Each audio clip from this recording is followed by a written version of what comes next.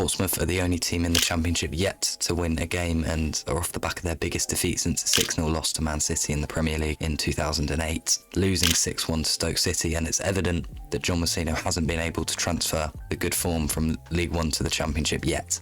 And today I'm going to look at why that is, the squad, recruitment, and if Pompey are good enough to stay in the division. So let's get into it.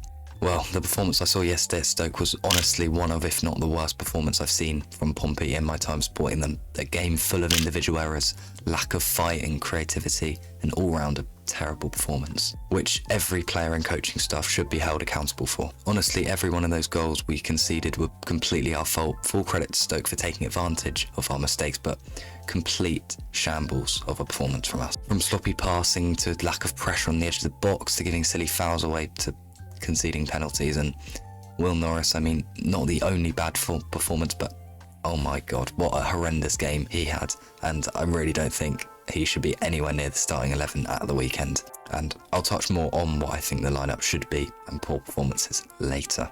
And genuinely, we just didn't do the basics right. We didn't win enough headers, second balls, or win enough tackles, and a complete lack of desire from the whole team. And maybe the most frustrating thing is that this was supposed to be the end of the bad run. It was get to October, get to Stoke, just get to Stoke and we'll be fine. And we're here now, and we can't use the excuse that we're playing a really top quality team. And no offence to Stoke, but compared to Leeds, Middlesbrough, Luton and Sheffield United, who we've all picked points up against, you'd expect better. And especially after a positive performance against Sheffield United at the weekend, seems like we've taken one step forward and 10 steps back. I honestly think until yesterday we'd done a good job in the Championship given the calibre of teams that we've been up against. But that's all out the window now, and that just makes the Oxford game all that more meaningful. And while it's too early to be calling games 6-pointers, it is crucial that Pompey get their first win of the season there. I'll preview that match in just a moment. So one thing that's been mentioned quite a lot is the quality of our squad and the recruitment, and if it's Championship level. Obviously we know just how big the gulf between the third and second tier are, and if you didn't know before, you do now. I do have faith in the squad and I do believe that they're good enough to survive in the Championship, but players like Lane, who was so good for us in League One, are showing that they're probably not Championship level. You know, he was pushed off the ball, lacking physicality, and led to a goal for Stoke. And it's a similar story for a lot of players in the squad, unfortunately. And there's no doubt that the team is a very good League One side, but it's the question of whether it can be a good Championship side or if it is just a good League One side, because there's a big difference between a good League One side and a side that can stay up in the Championship. And as for the recruitment, how many of our signings are honestly Championship level?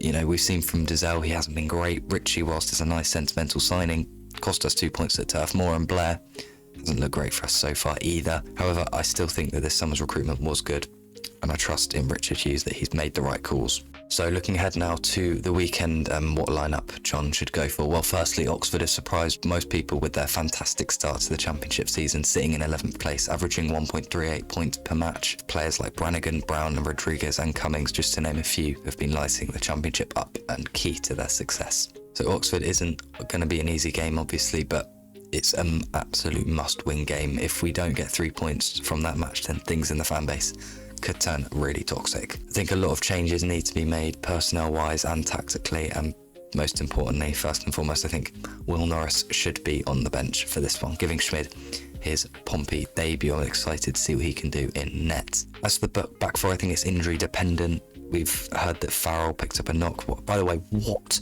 That's another thing that I need to touch on. What are we training on? Like ice? Because the amount of injuries we have is really shocking. And if we had a full fit squad, and more specifically if we had Colby Bishop, I think we would have won at least one game so far. But yeah, Farrell picked up a knock, so if he is fit, then absolutely I play ahead of Ogilvie. I thought he was really good against Sheffield United, and that's really disappointing to hear that he picks up a knock. Same for Connor Shaughnessy. If he's fit, then absolutely goes into the team ahead of, I mean, Paul and McIntyre were both so bad against Stoke. We literally don't have any other centre-backs, really.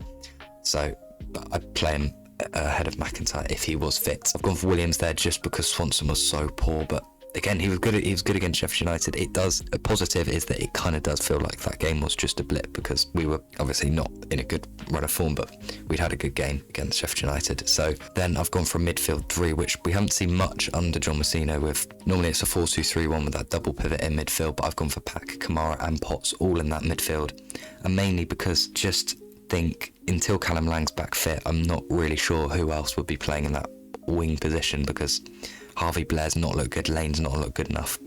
Richie, I don't think has looked good enough either. So what I've done there, I think, by the way, Potts, it was a bright spark in that game. Pack, probably the worst performance I've seen since he's rejoined the club, and Kamara, I've been impressed when he's come off the bench. Then in front of them, I've got Sadie and Murphy. Sadie can support Omani up front, who I've got up front, and they can kind of go to a 2. And then Murphy's got that space to roam around and make those runs, and probably the only bright spark of the game against Stoke was Josh Murphy and that run that he had, which led to our goal. And Omani is off the mark now with his first goal for Portsmouth. Hopefully he can get another at Fratton Park. And yeah, I think Sadie is much better when he's in behind that striker rather than the sole striker.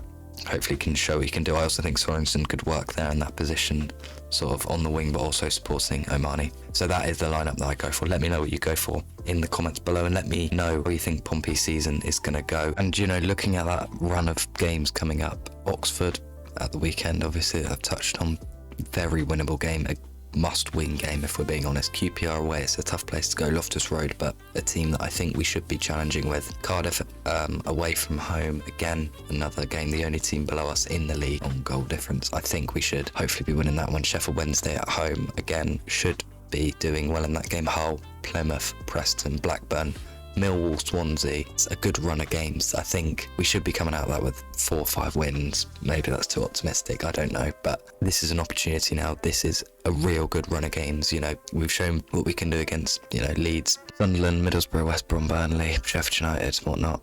Let's just not talk about the Stoke game. Let's just move on. That didn't happen. Okay, it did. I know, because I've watched it. And it's important to remember that one win can literally change everything. It's so early in the season. There's no need to be over dramatic, but a 6-1 loss to Stoke isn't brilliant, but heads up, as high as they can be.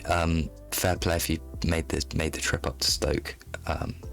You did us proud with your self-deprecating chants, and hopefully Pompey can get their first win of the season. If you enjoyed the video, please leave a like and subscribe. Comment your thoughts on Pompey so far and how they'll do this season and what lineup we should go for.